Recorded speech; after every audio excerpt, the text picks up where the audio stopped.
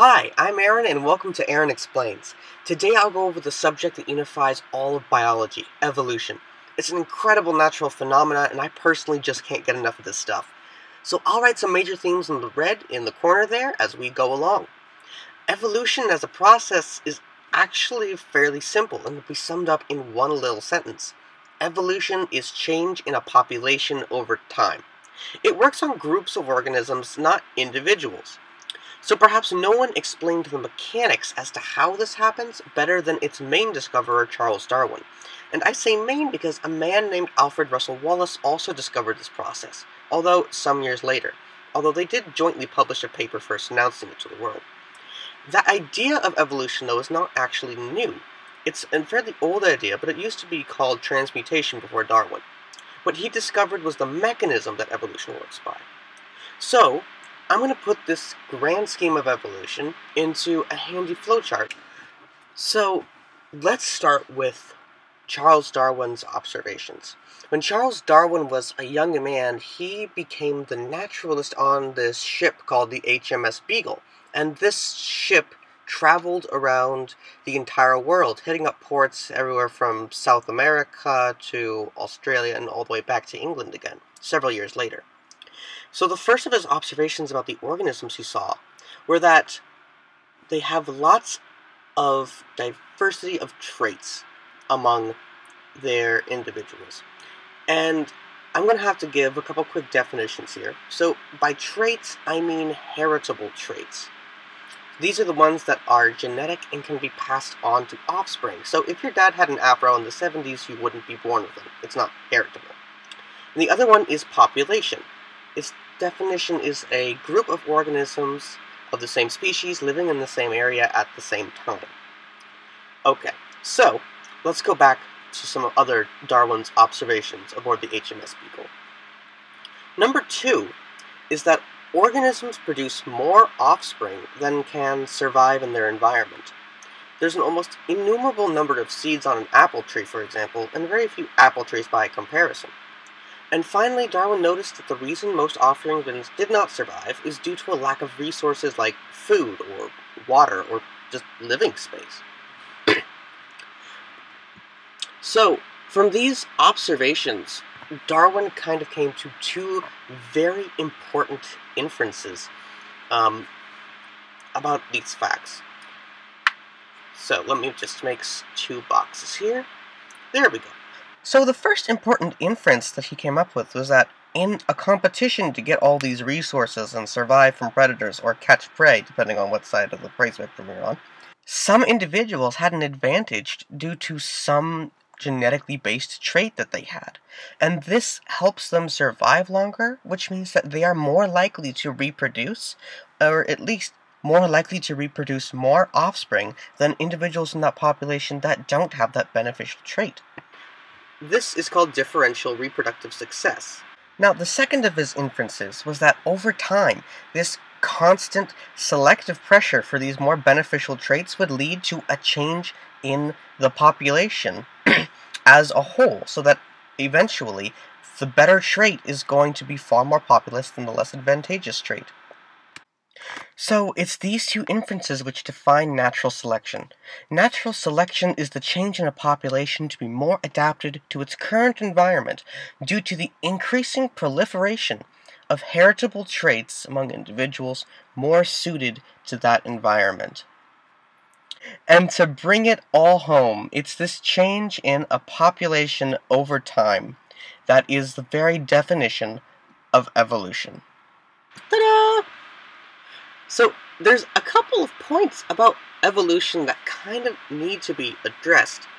There's some common misconceptions about how evolution works that have worked their way into our society, and it's important to kind of face these misconceptions up front. So the first of these is survival of the fittest. It's so often misinterpreted that many biologists shy away from its term nowadays. Fittest does not mean the strongest or fastest. It means most adapted among this group of individuals for its current environment, or most fit to live there. And the vast majority of the time, evolution works on the basis of good enough and not perfection.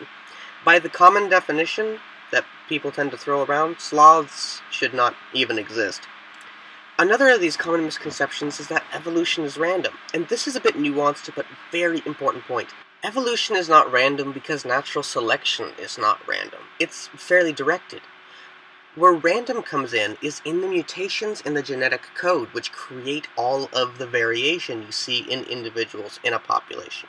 So evolution is not random because natural selection is not random. What is random is the variation which natural selection works on. And this talk of DNA brings me to the next misconception, that evolution makes new things out of the blue. And while it seems like that sometimes, it doesn't really make anything like that. It merely alters what was already in the genetic code a bit. Over time, these changes really add up so that the ancestor and descendant may look like they're totally unrelated. But nothing is actually new, it's just a bunch of tiny adjustments made by evolution along the way. It's just a whole series of continuous tweaks and upgrades. And finally, evolution is neither totally linear nor has a predetermined end. Evolution adjusts a population to a certain set of conditions, and there are many paths to adaptation. Yeah, some animals' evolution may make them faster to escape predators, but others may have been taken a different path, and based on the genes they had available, may have become camouflaged instead. And while some patterns may be predicted to occur in certain environments, this is never a guarantee. Sometimes species go extinct because they couldn't adapt, and other times, life creates an unexpected answer to a problem that you thought it had solved a long time ago. This right here is just an example that this is kind of how evolution works. It's not a straight line. It's got a lot of branches to it. So how do we know all of this about evolution? How are we so certain that evolution exists? There's actually a whole lot of evidence from a lot of different and rather disparate sources, and I'm just going to go over a few here. The first is the most near and dear to me personally: fossils! Rocks are deposited in layers on top of each other chronologically, and so are the organisms when they fossilize. So as we move up these layers, or strata, we can see snapshots of organisms changing over time. We also never find fossils out of place. For example, if we found T-Rex bones in the same layer, or strata, as a Neanderthal campsite, or arrowheads in the same layer as primordial worms, we would have to rewrite a lot of books. However, this simply just doesn't happen. For all of the thousands and thousands and thousands of fossils we found, it's never happened once. But evolution's a scientific theory. We need more evidence than that to rank it up there with gravity. So let's look at homology, the study and comparison of different organisms to see similar patterns. So, they may look different on the outside, but a lot of organismal traits have a very clear ancestral origin. Take the dolphin, for example. Yeah, it lives in water, and yes, it's shaped like a fish, but it's not a fish. And when it swims, we can see that it moves its body up and down. That's called dorsoventral flexion. This is a trait that's unique to one group of animals only, and that's mammals. Fish do not swim like this. They swim from a side-to-side motion.